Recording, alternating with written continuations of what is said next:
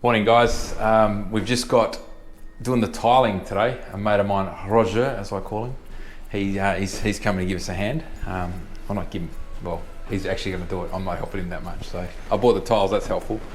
So these are the tiles that we're using.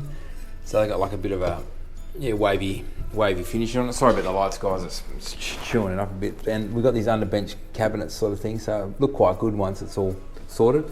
So very important when you're doing the tiling, you've got to map it out where you're ending and where you're going to end up, so you're not ending up with a tiny sliver of tile and you can move it along a bit. But anyway, so that's what we're going, 3 mil gaps between them, and we're using some black grout. Got a little cutter here, so that'll set it up, cut them all out, and hopefully get it sorted.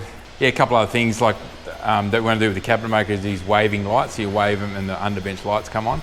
So, but that's about all. Anyway, we'll just get sorted today. Catch ya.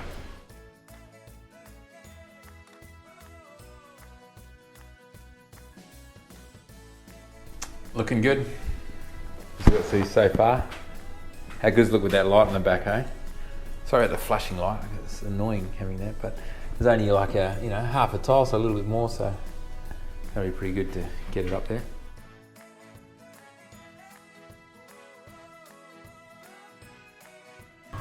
So it's not even finished yet, so it looks so good. So I'm pretty happy with that.